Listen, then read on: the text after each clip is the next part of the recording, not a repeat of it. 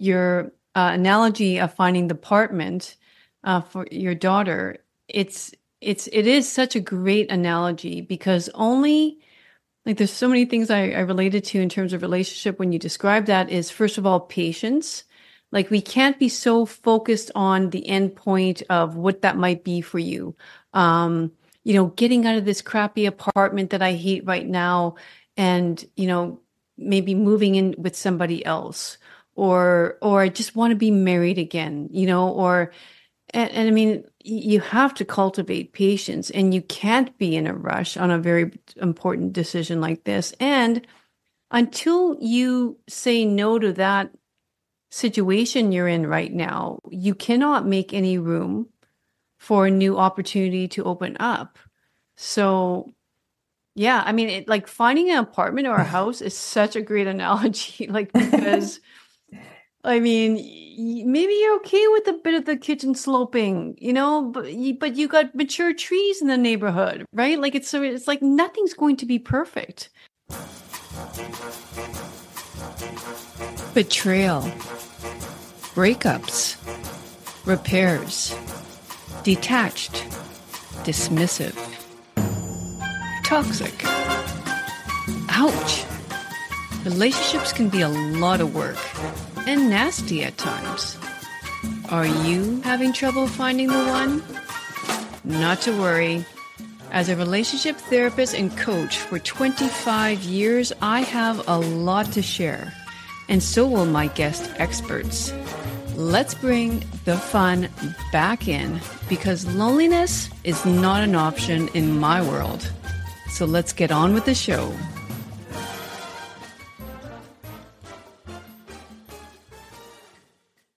Welcome to Mixing Business with Pleasure podcast. My name is Luella Yonk. I'm a psychotherapist, a functional medicine practitioner, but I am mainly a relationship therapist, coach. Call me what you will. I'm just so glad to have you here today. And I'm very excited having my first guest be a woman who has been in this industry very long and who has a wealth of information to provide to us. I was very much impressed with her bio. I have heard her being interviewed on another podcast, and I thought I need to have Sandy on my podcast. And again, I'm so excited for her to be on the first episode of Mixing Business with Pleasure podcast. So welcome, Sandy. Thank you so much, Luella. Happy to be here and honored to be your first. Mm-hmm.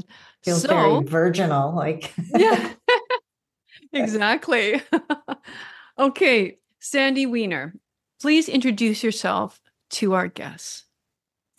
Okay, so I'll try to make this short. I'm a lot of things. You are. Mostly what I am is a dating and relationship coach for people over 40, mostly women. I founded my company Last First Date about 16 years ago.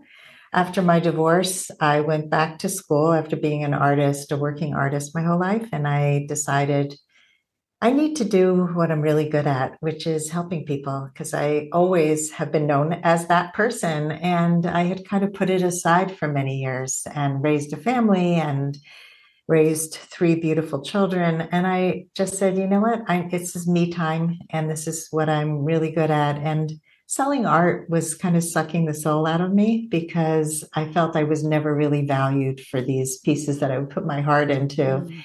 And coaching just feels so alive and it doesn't really expire like a piece of art. Well, like you're done and you're trying to get the value out of it. Coaching is something that ripples and it affects not only the person you're working with, but all the people that they know. And so over the years, I've become an expert in communication skills, boundaries, and really helping people value themselves more. So I've written two books. One is called Becoming a Woman of Value, How to Thrive in Life and Love. And the other one is called Choice Points in Dating. And That's a book to empower people to make healthier choices in their love lives. We're going to talk about that a little bit today. And I just submitted my third book to my editor, and that book is love stories, true love stories of people who found love later in life. These are people who are either clients or people I just know from other places, some are total strangers, but they all have amazing stories. And I knew I had to write a book to give people hope because so many people in midlife give up on love. And the stories are incredible and they're all real and true. And in fact, one of them is a client whose wedding I will officiate in September. Oh, I'm so excited. And I became an officiant last year because I started to see my clients getting married and I wanted to be part of it. So I said, okay, I'll do that too. So, oh, yes. And what else? And I have another podcast. It's called the Woman of Value podcast, where I interview women who are creating positive change in the world. And I also do some corporate work. And I think that's enough. well, and I'm so glad I had you introduce yourself because, like, yeah, just, reading a bio just doesn't do it justice. And you know what else I really like about how you described yourself is this relates so much to the dating world, and that's why I'm bringing it up, is the fact that you told us a little bit about your passion as an artist as well. And if and I encourage my listeners to, watch some of the YouTube. If you're someone who like likes to listen and not watch a little bit of the YouTubes because, for example, Sandy's background has some of her artwork, and it's gorgeous. And but I can like it just so it shows like it's just there's so much to an individual that we can't just judge a book by its cover, right? Like, I mean, and congratulations on publishing your third book. I mean, it's something I'm aspiring to. So I really appreciate the work. So, Oh, thank you. Well, publishing books is like birthing babies, I always say. It's yeah. really hard work, but it's a labor of love. And I think with all of creativity, it's really about you can keep it inside or you can let the world share it with you. And I love being creative in any possible way. That's such an important value of mine. And what you said is so true. I think we tend to see people very single dimensionally, when people go on dates, they don't ask the right questions, they don't find out what's under the hood. And so when we're talking to somebody and we don't ask them a question about what do they love about their work instead of what do they do for a living, that's the most boring question. Hmm. But what do you love about your work? That's going to give you so much more information. Why did you go into this field? Now, they may not love it, but they can then tell you what they'd rather do instead. That's another question. And so, if you are prepared for dating in this way, you're going to find out the layers of a person. Whether you're going to go out with them or not, it doesn't matter. I really feel like every date is an experience, every date is an opportunity to know somebody, to have them know a little about you. You just never know what the impact is going to be. So bring it. Yeah, exactly. I think what you're speaking about there is also, I mean, some people would describe that as being open-minded. And that's something like I really try to encourage a lot of people as well as, open up the aperture a little bit here. This is not just a physical body in front of you. This person has history. This person has likes, dislikes. And when you see it more as what you're suggesting as an adventure, novelty, just like you would in a new city, you get excited about it. Um, and now you've met another individual in this world. And I'm sure you learned something, you know. Yeah. It might just Yeah. be that this person's not for me, but you learned something. Yeah. And in So, my field, if I go on a date, then I can teach something. right? I Mm-hmm. can learn something and teach something. And Mm-hmm. so every relationship is every person's your teacher. Yeah. And I just finished teaching a communications course just yesterday. And the women in the course were from all different walks of life. They were from all parts of the world. They were all different ages, different backgrounds, and they all had so much in common. And that was the Yeah. first class they all discovered, oh, we all have had similar experiences with communication, for example. Mm-hmm. And when you can find those bonds, you're more likely to connect with people. You see Yeah. that we have so much more in common than we think. And Mm-hmm. so look for those things, like be searching for the connections, not, oh my God, this is the worst person in the world. What a waste of time. Yeah. Yeah. Yeah. And to catch yourself when you're going into that thought loop, it's like, oh, wait a minute, recalibrate. Yeah. Yeah. I'm enjoying Yeah. this. But you know, Sandy, you mentioned something. You said after your divorce, and I have a feeling that's where, you sort of realized, you know, a lot of different things, right? Like maybe the difficulty of the dating world, the online world, and maybe after going through it and actually finding someone, which are you now married to? No. No, okay. But findings like you're learning and then you wanted, I'm guessing, to teach others because of the golden nuggets, right? Like the realizations that you made that you would have never otherwise made. Yeah. So I feel like most of us date in the dark. We are stumbling around trying to figure it out because nobody teaches us No. what kind of partner would be good for us. What are our childhood triggers? What are the things, the wounds that we bring to relationship? Why do we make these choices? In fact, I was just with a friend the other day and she said I should never have married my husband. He was so wounded. I was so wounded, but he was the opposite of my father who felt like he owned me. So this is a guy who completely ignored me. It was great for her in the beginning. Now, that's what we do, right? We look for the thing we think we need, but Mhm. we don't realize it's actually not what we need once we have started to evolve and grow ourselves. She's still married to him. She's chosen to stay with him. But these are the wounds choosing other people's wounds. And that's how I used to choose friends too. Oh my God, you hate your mother? Me too. That's great. You had a Yeah. crazy childhood? Me too. It Yeah. was all of that, like, oh, we get each other.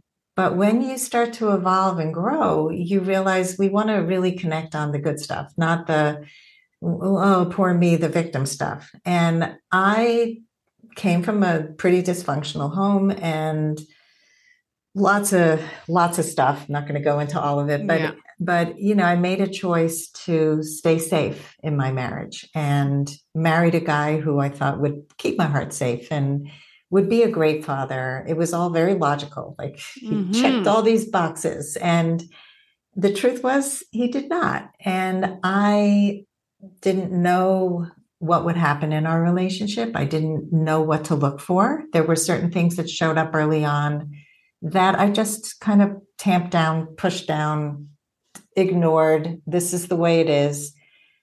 And until I couldn't take it anymore. But that was 23 years later.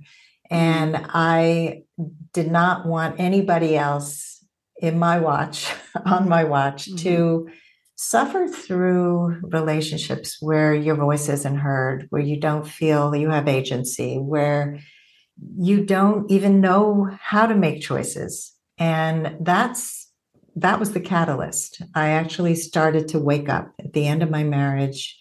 I realized I had choices. And up until then, I just thought, nobody's happy married. Mm-hmm. What am I going to leave for?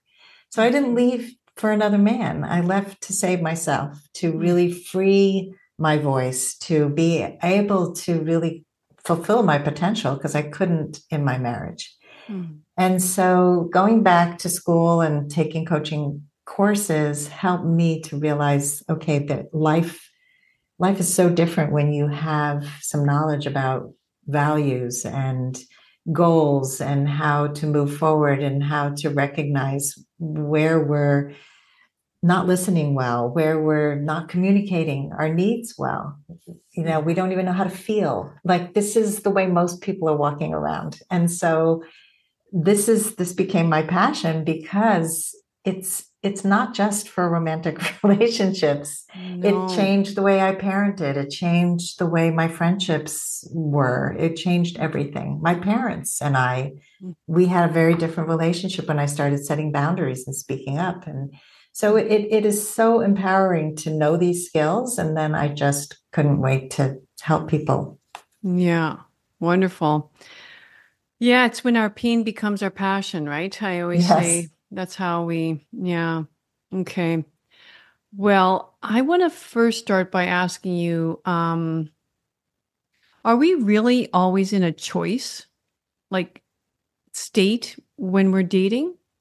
Or because we're searching, we don't, or we're single, or do we feel like we have to accommodate, or do we have a choice? Yeah, so it's a good question. It's basically what prompted my book, Choice Points in Dating. Here's a copy of it. Nice. Uh, and Thank you. So Choice Points was written because of the amount of people that I met who said, I have no choice. I grew up this way, or I grew up in a home that didn't support or encourage my choices. I remembered going on a date. I talk about this at the beginning of the book, where I met a man who was widowed early in his life and he raised his children alone. He ran his own business and he kept saying, I didn't have a choice. I didn't have a choice. I had no support. I didn't have a choice. And yeah, it was challenging. It was really hard. Had a lot of empathy for him, but I also know that if you ask for help, you probably will get it. If you don't Hmm. ask for it, you probably won't. So we have lots of choices that we don't know we have. The way we think about dating, the way we pick a dating site, that's a choice. Staying on a dating site is a choice. Getting off the dating site is a choice. How do you message people? How do you talk to them? Do you ask to get on a phone call? Do you know how to vet dates? These are all choice points. And do you know how to redirect a conversation that's not going well on a date? That's a choice point. Like instead of tolerating and settling and saying, but I have no choice. So I did live a Hmm. lot of my life thinking this is as good as it gets. I don't really think I have that many choices. But now I know differently. And so I Hmm. want people to know that you have a choice, especially your mindset. You mentioned before having an open mind, having a positive mindset, a growth mindset. That is the most important choice. Hmm. Yeah, I think you're sort of tying a little bit of accountability in as well, right? Like, I mean, people need to be accountable towards the type of life they're living.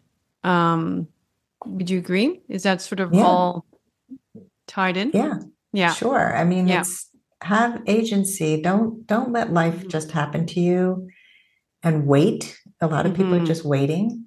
Hmm. Well, if it doesn't happen, and then I'm just going to be single the rest of my life.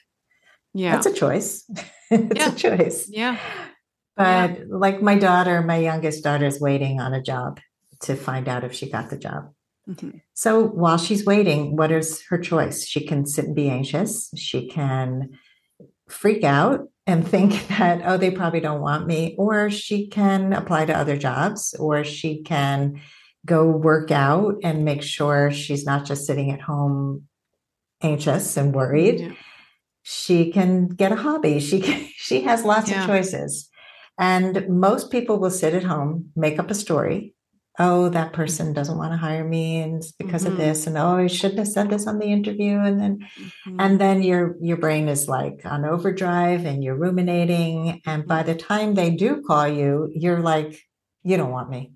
And people do Hmm. this with dating. Yeah. Somebody doesn't Yeah. respond to a text and takes them 2 days to get back. And you're like, oh, it's about time you got back to me. Well, now you've sabotaged the whole thing.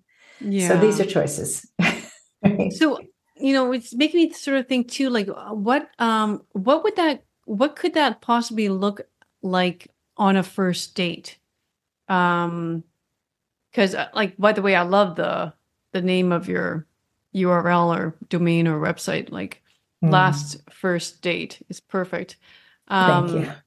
And so, like, yeah, like let's say you meet this person and it's not really going as you had hoped it would be. Whether it's a conversations that you're having, or I don't know, the place that you chose, like how could you put that in action, that you always have a choice? Well, first of all, you have a choice in saying yes to the planned date. So if somebody invites you on a date to travel an hour to meet them, you have a choice. Mm-hmm. That doesn't really work for me. Mm-hmm. For a first date, I prefer to meet halfway or have somebody come to where I live. Does that work for you? So we're Mm-hmm. having conversations. We know our preferences. Mm-hmm. Let's say they want to eat Italian and you don't like Italian. You can say, "Thank you so much for the invitation. I prefer sushi." Would that work for you? Or Mm-hmm. like, I prefer coffee for a first date. I had a guy once ask me to box seats at an opera for a first date in New York City. And that's like an hour drive from here. I would have been in the car with a total stranger sitting in a box seat, going to an opera. I don't even like opera. So Yeah. none of that worked for me. No. And so I just said, that sounds lovely for a date further on if we get along. But for now, I'd love to just meet for coffee. Well, he showed up super late. He was a doctor, he was on call. He ended up Mm. leaving early. It would have never worked. And Oh, so I was not as upset as I would have been had I gone on a date that I didn't want to go on and spent the entire evening with him. So we yeah. have choices about that. We have choices about the conversations that happen. We can come prepared for Mm-hmm. conversations, come prepared with questions, come prepared with answers. How are you going to talk about your past? Are you going to sit and throw your ex under the bus, or are you going to come with a concise, all they need to know answer, which is what I help clients prepare? What happened in your last relationship? Oh, we really wanted it to work, and unfortunately, it ended amicably, and we're okay now. I'm Mm-hmm. looking forward to the next relationship. I'm looking forward to falling in love again. That's all they need to know. Yeah. If they get to know you really well, then you can share there was abuse, whatever happened, Mm-hmm. but not on a Mm-hmm. first date.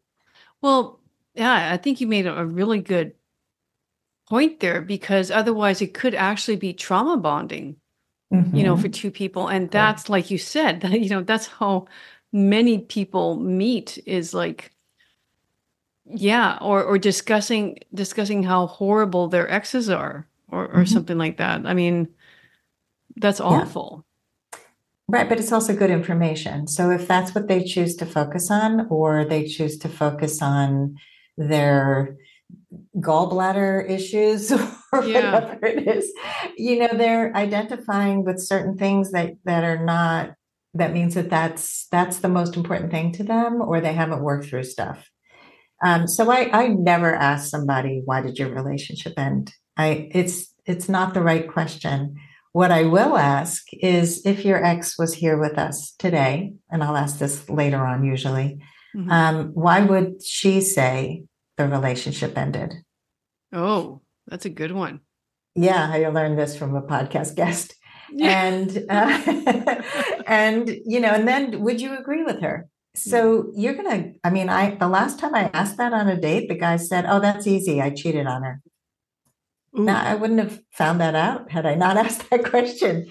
And then he told me that he had done a lot of therapy, and he was much better than he was, but his ex-wife doesn't talk to him. Now, it raised a whole lot of questions for me. Your ex-wife doesn't talk to you, your children, you have weird relationships with your children. So the other thing not to be afraid to do is to ask questions and get curious when somebody says, I don't have a relationship with my children, or I don't have many friends. You can ask about, do you keep friendships alive? That's an important thing. So whatever your values are, get curious about whether they share values by asking questions around those things. And if somebody goes off on a tangent about the horrible ex that they had and how they financially ruined them and they did all these terrible things, you can interrupt them. And I highly recommend people interrupt conversations that they don't want to continue. Don't wait for an hour No. while the person just goes. I mean, somebody the other day just was with a guy who spoke for an hour and a half without having her in the conversation at all. And at the end, she said, conversations are two-way. I said, my recommendation is you do that way sooner. you Exactly. Oh my So gosh. people are afraid, you want to be pushy and needy and whatever. Yeah. But interrupt, just say, Hmm. what? I'd like to table that conversation for a later time when we get to know each other better. For now, I'd Hmm. like to know what are you excited about now? Like, what in your life is exciting you? So come ready to pivot. Yeah, exactly. Um, and you kind of made me think there for a little bit, like because you said um you mentioned that the person said, okay, yeah, I don't have any relationship with my children right now. I mean, the listener to like on that, hearing this, it could be it'd be very easy to jump to all sort of conclusions, right? And imply judgment on this person, especially like if you're a mother. Let's say it's like, oh my gosh, like there's nothing more important to me than having a good relationship with my children, but not knowing, and then maybe write this guy off right away, not knowing it is one of his most important parts about being a human being as well. However, this and this and this, right? Like I think, I don't know, you just made me think, oh, it's so easy to judge people right away without actually knowing the whole story. Yeah, and we do. First Mhm. dates are all full of judgment because it's a first impression and we're trying to assess, do we want to go out with this person again?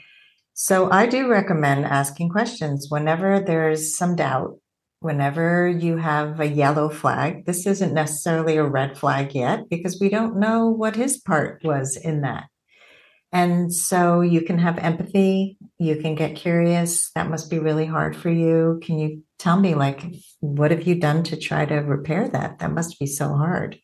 See what they say, Mhm. right? And because there's parental alienation, there's all kinds of things that Yeah. happen in divorce, and sometimes it's an unfair legal system that has gotten in the way. Sometimes it's mental illness from the part on the part of an ex-spouse that has caused a child to feel torn about their relationship with their parent. I mean, there are lots of things. And I experienced some of that in my divorce. And I Mhm. had to step up and really talk to my kids about things I never wanted to talk to them about. Right. But it was an important conversation because I wanted to have them have the right information. Yeah. No, I totally understand that. So how does one cultivate the ability to trust their gut, their inner GPS, like when going on dates? Because, I mean, just in general, it's really tough for people to listen to their intuition, trust their gut. I mean, Yeah. So, gut is often defined or understood incorrectly in dating. I think that we have to understand the difference between gut and intuition first. And the gut feeling that a lot of people have is sometimes old wounds and triggers that have nothing to do with your intuition. mm, It's a guard that goes up, it's fears that happen, it's you never worked through some stuff. And so the person in front of you reminds you of something, and then you project all this stuff on them and think, oh, there, look, it's the same thing. Oh, let's see another narcissist, or the last person I dated had brown hair. He has brown hair. It's like hmm you don't even realize what's happening a lot of times. And so some people will be so red flag happy that they will Mm, just red flags everywhere. That's all they mm-hmm, see. So I suggest that you get some help around that to mm-hmm, really help you to define what is a true intuitive feeling and what is a gut feeling that's based in fear mm-hmm, and wounds. To define your intuition or to really tune into your intuition, my recommendation is to know yourself really well, mm-hmm, to know your values really well. And mm-hmm, most people don't know their values. I remember in coaching school, we had to define our core values. And I'm like, what the heck is that? I have no idea. mm-hmm. And it was a great exercise because we could feel into what was important to us. And nobody asks people things like that on a regular basis. And so once you start to realize these are the things that I have given up in the past that have been really important to me. And had I known that, I would have made better choices in many parts of my life. And so I have an exercise from my book on defining your values. If you would like to go through that with me, I'd be happy to share it with you. Absolutely. Yeah. Okay. So the thing that people struggle with is what is that value? So I start with what do you don't like? So instead of Mm-hmm, what defines mm-hmm, you, what do you get angry at? What frustrates you? And mm-hmm. so we start there. So let me ask you, Mm. Luella, what are some of the things that really get you? I have to watch myself here as a therapist, but I would say, yeah, it's interesting. And this is how I defined my favorite client, basically, is what really gets to me is someone who is not accountable to their actions. Like, I mean, or has like just, goes to that victim blame mode. And rather than, okay, this is what it is. And hey, the future is only, looking forward. So let's go, And so, yeah, anybody who doesn't want to be accountable. Yeah. So Hmm. that's really important to you. And Hmm. so obviously the opposite of that would be accountability and Hmm. someone who is not a victim, but somebody who has, what would you say is the opposite of the victim blamer? Very goal orientated. It's like yeah, I don't care what happened. It's like this is where like I want to go, and Mm-hmm. I just need a roadmap. I need to help you to guide me. Um, yeah, someone who's stuck in resentment. I mean that I have to be careful because I know that is something that many people struggle with. I wouldn't say it's a huge turnoff. I feel I want to I give them more compassion in that sense and help them through it. But if we were to move to another area, I would say, um, and of course I have to define this too. Like anybody that's what is lazy, but lazy would be something like I'm all about self-care. I'm all about self-love, self-compassion. But if there's a time and a place to get going, like I mean, so Yeah. watching 4 hours of TV all day and drinking Mm-hmm. pop or alcohol would not be attractive to me at all. It's the Mm-hmm. complete opposite of me. So, Yeah. So yeah. that's really helpful. So that's laziness and somebody who's just sitting around doesn't really have goals, right? So Yeah. that goes back to the goal oriented. Yeah. And so those are really two big categories: the accountability, the goal-oriented person, the person who's not a victim. Yeah. And then what I also have people do is think about books or movies or things, hobbies that maybe it's your profession that you have Mm. taken on in life, but it's think about the ways that you have added these things into your life. So can you think of a book or a movie or something that illustrates somebody who was accountable, goal oriented, why you were attracted to that? Yeah, I think I wouldn't say it's one particular book because I just find, I mean, I love books and, but they're all nonfiction, of course, and they're all related to the mind and behavior, um, like really kind of success stories. It's sort of how can I possibly make myself a better person? Mm. Um, so I'm always trying to do a lot of self-awareness work, always a lot of self-reflection, um, and always trying to understand myself better. Like I'm obsessed with it. Like, and so someone who's like completely unaware of their behaviors, has no interest at all in improving themselves and despises therapy would not be my first pick. Yeah. Yeah, so you walk your talk. You are a self-aware, self-reflective person who also wants to work with people who are self-aware and self-reflective and Mhm. help them be better people, help them function better in the world. And so you're constantly growing and learning, and obviously the opposite of a victim. So these are the values that guide your life. They not Mhm. only guide you as a person, but they guide your career. And it also guides your friendships. It guides the people that you want to be with.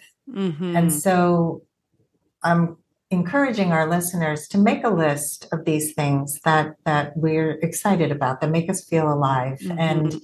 do it with somebody, because we also did this thing called value streams, which is you'd say, okay, self-awareness.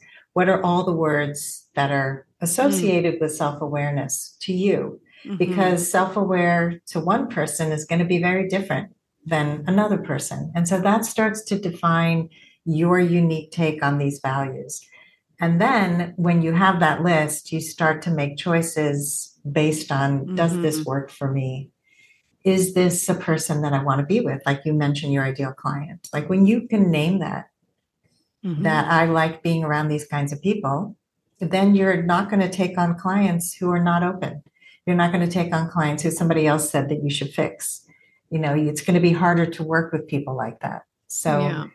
it's going to inform your choices. And so that's, I mean, we have the value system, and then we have the must have and deal breaker list, which is also part of how we can start to trust our intuition. And that list, I recommend people do that with everything that they're making big decisions around, whether it's an apartment that they're moving to, all Yeah. the, I've done that with clients, people who've moved. What's your must-have list? Oh, it has to have cross ventilation. It has to be on this kind of neighborhood. It has to be that the kitchen has to be this way. And when you know, like, these are the things I absolutely must have, and you can overlook some of the things that aren't as important, Mhm. but you will not give those things up. And my oldest daughter, just found an apartment.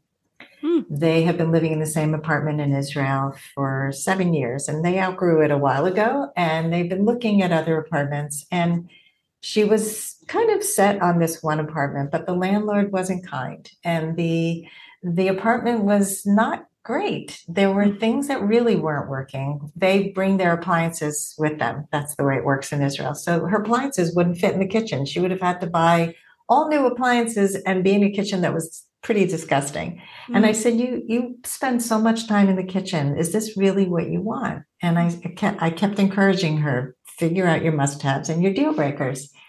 And I said, you can't work with this landlord. He is not a person who's flexible in any way. How is that going to pan out over the years? So I said, there's always going to be something else that's going to be a better fit. It's going to be better than compromising. And so it's just like dating. She gave it up. And the next day they found an apartment. And that morning she texted me when I woke up. I saw a text from her. She was like, Mom, you're a superstar. Thank Mm. you. And it was such a nice text to wake up to. But she said, if you hadn't had that conversation with me, I might have settled. And the perfect place came up. Great Yeah. landlord, amazing layout. everything she needed. The kitchen is gorgeous. The people, they have a yard. The kids can go out and play. I mean, there were so many things that she did not even know she wanted. And Yeah. so when we make that list, and for relationships, I have a method that I share in my book. I can share with your listeners if you Sure. like. Mm-hmm. So most people make their lists based on external values, not external qualities and not internal qualities, not on character.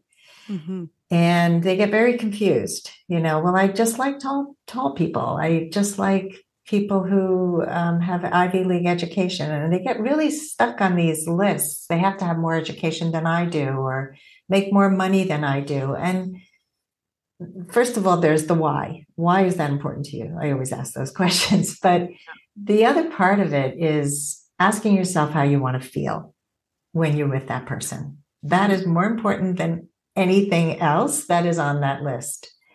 And so most women will say, I want to feel safe. Mm. That's number one. They want to have safety in many areas. And so they want financial safety. Who does he have to be for you to have financial safety? He has to be a person who doesn't have debt. He has to be a person, or if he has debt, he's paying it down. How did he get, it's like Yeah. understanding that he's responsible with his money. He's put away money for retirement, whatever is important to both of you, and you have those discussions. Yeah. He doesn't overspend beyond his means. Then there's sexual safety. Mm. Is that person going to respect your wishes when it comes to sexual safety? You have to define that for yourself. What does that look like? What does it feel like? And are you using something that came from your childhood, or is this really what you need? Is this societally indicated, or is this something that is important to you? And so a lot of times when we're dating later in life, especially, we have to really look at where did these beliefs come from, Yeah. So that's a whole other story. Yeah. Yeah. So the must-haves come from your feelings, and they come from who does that person have to be for you to feel this way? Mm-hmm. Yeah. That's a good. The must-haves have to come from feelings, and who does that person need to be in order to make you feel that way? It's so true, right? It's all about how does this person make me feel on a daily basis, and how important is that feeling to me? Like, Yeah. yeah, emotionally On a safe, financially safe, and you know, there's no like there's no judgment there either. It's like financially safe may be more important to you than emotionally safe, Mhm. right? It's Right. just like you say, knowing thyself. Yeah, exactly. So I know I need a good communicator. Communication Yeah, words are so important to me. And so if I'm dating somebody and they don't communicate, I mean, the last person I dated said to me, I keep things to myself. When I'm upset, I keep things to myself. Well, that's not going to work for me no, because we can't talk things out. I mean, yeah, that is what makes an emotionally mature relationship, and that's what I want. And so, go find that somewhere else. and, It's and like, I was gonna say, like, I mean, men must be a little bit intimidated by you. I'm going on a first date with a dating coach. so they don't Okay. know. They when they ask me what I do, I usually just say I'm a life coach because that is Okay. true. Yeah. And they don't need to know No. until they know me more, know me better. Because also the conversation ends up being about dating and not about the two of us. And Right. I don't want to intimidate people. I'm a human dating just like they are. Yeah. And I've just become a lot more clear about what is important to me, which is why I am single right now, because I'm looking for something really special. And I have a full, wonderful life, which is what I recommend everybody do is like Hmm. fill your life up with the passions you have, with hobbies, with taking care of yourself. You mentioned self-care before. That's Hmm. super important to me too. Like I eat really healthy. I mean, right before my last client, I made this tofu dish with like a General Chow tofu dish. Like I sat and made this thing from scratch and I made my own sauce and everything. But I was like very excited about making it. And I wanted to eat a healthy meal with lots of vegetables on the side. But it's important to me to take the time to do that because I Yeah. enjoy it. Yeah. No, it's so true. And that's one thing too that was like a, a, a boundary to me is someone who cares about their physical health, nutritionally, physically. Um, yeah, absolutely. And that meal sounds amazing, by the It way. was so good. I know. Um, Yeah, yeah, yeah. So I dated somebody right after my divorce who was a terrible eater. Not only that, like he would eat red meat and sugar. That was pretty much his diet. And he was unhealthy. I mean, he looked unhealthy. He was like skinny fat, where he had like a yeah, belly because he wasn't taking care of himself. And he would yeah. talk about, well, I used to be in great shape. Like I was the youngest person on the softball league in my town. And I'm like, but what do you do now? Right. I don't care what you did 10 years ago. That's totally not interesting to No. me. I want to know, like, are you working out now? Because I do every day. Yeah, And it's important for me to take care of my health. And I want to be with somebody who's on the same page. And so that's the know thyself piece. yeah, That's a must have for me. yeah, And I meet a lot of people who really are just unconscious in the world. And, I understand it, but I'm not attracted to it. yeah. And you also made me think too, like in the work that I do, like I often, like if people are thinking, I need to end this relationship, I need to end this relationship, I'm just like, okay, whoa, hold on. How about just asking for space? You know, and I think it's very difficult to ask for that in the same dwelling. So, I mean, like separation is what I'm saying, but like separation with no contact. It's because what I'm getting at here is to know thyself. You've probably lost who you actually are in the midst of a not so good relationship, right? So once I'm grounded and I sort of know myself better again, then I can actually realize that this is a boundary for me, or this is something I actually do like. Things that bring joy back into my world. You probably forgotten yourself a lot. Or never knew yourself. And Yeah. I agree. I think that what happens is people think there's something better out there and they don't realize they're part of the problem. Mm-hmm. I often will see, like, one of my clients is in a relationship with somebody who's very directive and controlling. And she will get defensive when he'll say something that feels controlling. So she was sharing a circumstance where she was packing for a trip and he said, "You need to pack lighter." So he doesn't have the best way of telling her No. what he wants. And she will then get defensive and say, "Well, I like to pack all these things just in case and so nobody's hearing anybody and nobody's No. happy. And I said to her, it sounds like if we're going to lead with positive intent, which I Hmm. think we should if we're in a relationship, if he grew up in a place where he was never heard, he's going to come across as more aggressive and he wants to be heard. He doesn't have the nicest way of saying it, but before we can repair that, start with acknowledging he has a thought, he has an idea. Hmm. It's different from yours, but thank you for your thank you for your thoughts. Thank you Hmm. for sharing how you like to pack. Hmm. That's it. You don't Hmm. have to you don't have to agree, but you Yeah. can thank him for his opinion. And to me, if he is receptive to that, he'll probably be shocked, but he'll start to feel safer in this relationship, and so will she.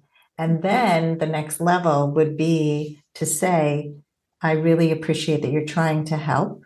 Hmm. And can I share what would be better for me? What would work better for me? He's not ready for that yet. So No. he needs first let's just acknowledge that you have an opinion. That is Hmm. it. Mm-hmm. And so what could happen though is if this relationship just continues in this way is that they would part ways. They would end up in a similar dynamic with the next person.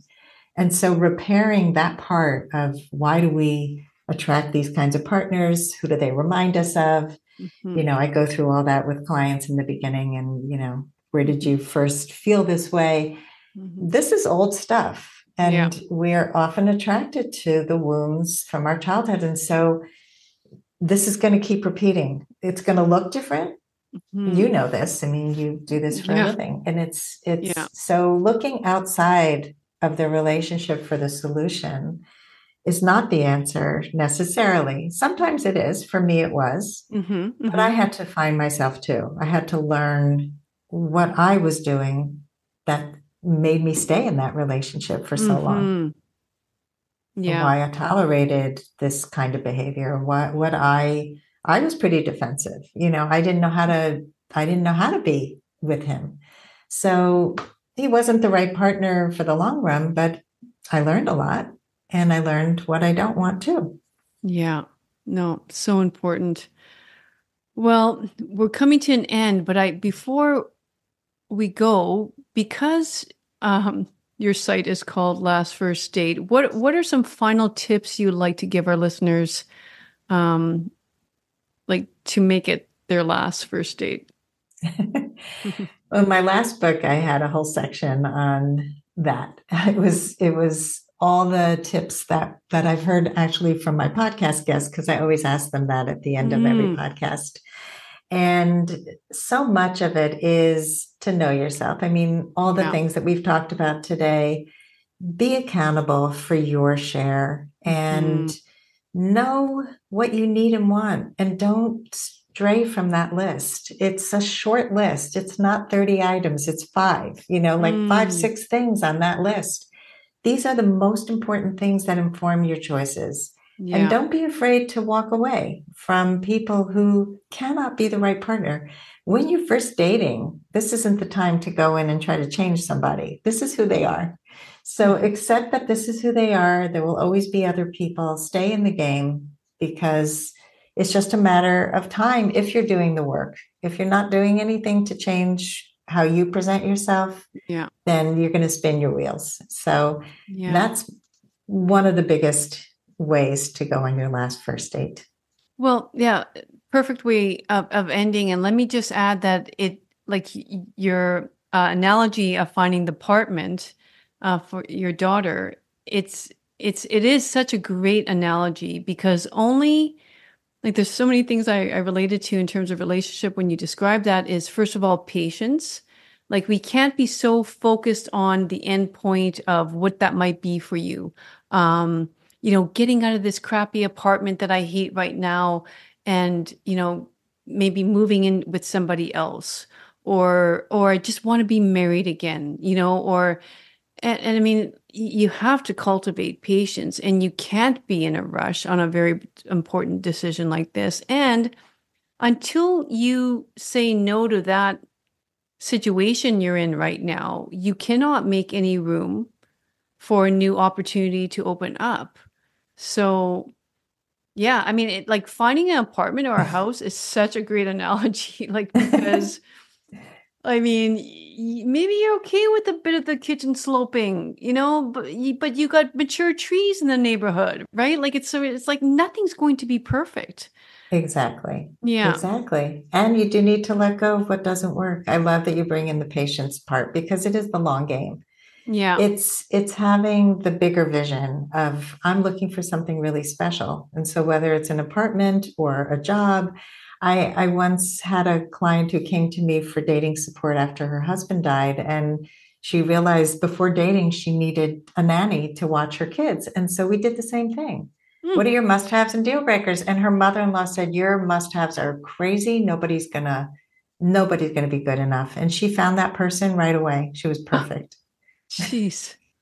Yeah. because she knew what she wanted. And it wasn't a crazy list. It was just there were some specific requirements that other people didn't have.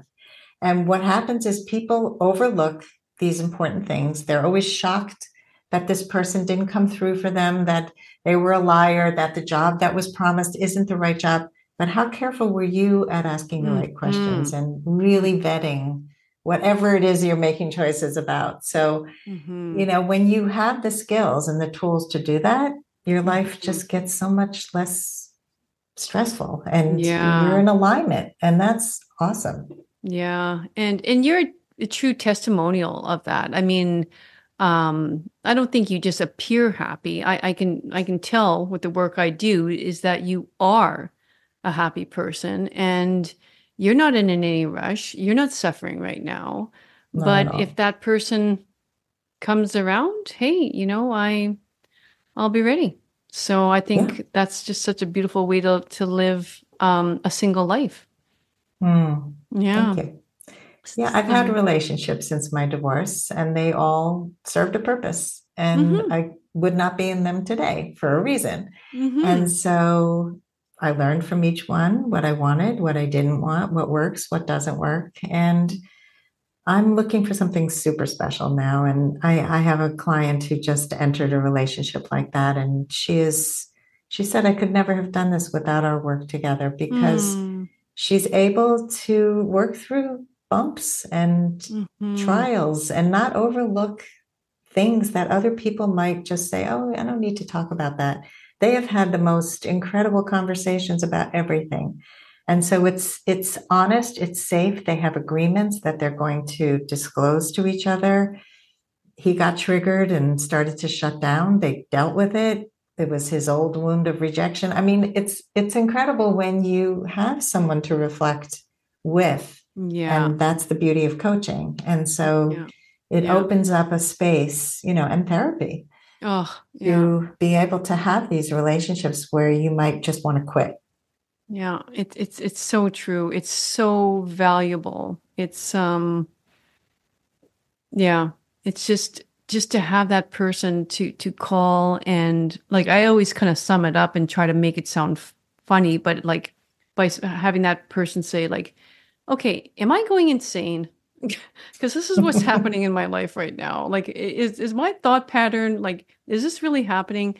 And really like and to get that support like that, Mhm. an unbiased, yeah, I can tell this person anything that I'm experiencing right now and for them to like with their experience to tell me, the truth, it's so valuable. Yeah, Um yeah. And yeah, friends are not unbiased and they're coming right. with their own set of whatever they're dealing with. So it's all projection. And Yeah. that's what happened today with a client. She said, my daughter told me I should talk about this thing with my sister. And so we talked it out, and that was not the right decision to make. It's too Mm-hmm. early on in the repair of her relationship with her sister to start bringing in her pain.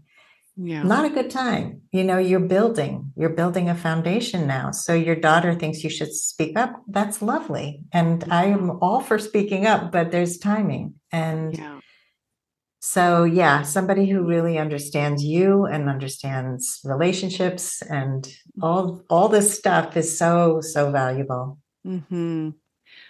Well, thank you for yeah, an incredibly valuable episode here. It in reference to your books, they all sound like extremely valuable again, like depending on where you are in your journey. And so yeah, I'm guessing they're available everywhere. Yeah, Yeah. mostly Amazon. Okay. Choice Points is actually available as an audiobook now, Oh, but wonderful. paperback and Kindle and audiobook. And I'm planning to do an audiobook on the new book, which will hopefully be published in September. I am the editor is going to take some time with the book now, and Hmm. I didn't want to look at it anymore. But No, I take was your just like, summer "We're off. done. I gotta." She's taking care of it. Yeah. But yeah, Yeah. it's just such a great feeling when you're done, Mm. and the other people can then benefit. So Hmm. yeah, I love this work, and I'm really enjoyed our conversation. And I have a free gift Oh, for right. your Yeah. listeners. Yes. And it's two free chapters from Choice Points. And so you'll start to see like how the book is laid out. They're all filled with exercises to help you go on your last first date. So I encourage people to go to the link that I'm sure will be in the show notes. Yeah, it will be in the show notes. Absolutely. Yeah. Okay. Yeah. Great. Awesome. Well, awesome. Okay. Thanks so much. And everyone else, I hope to see you next week again, because there's going to be more of this. So if you liked it, join me next week. Okay, everyone. Goodbye. Thanks for tuning in to this episode. Remember that you can watch the full episode on YouTube, where I plan to hang out the most. Your feedback and suggestions for future guests are incredibly valuable to me, so please don't hesitate to post a comment. You are an integral part of this journey.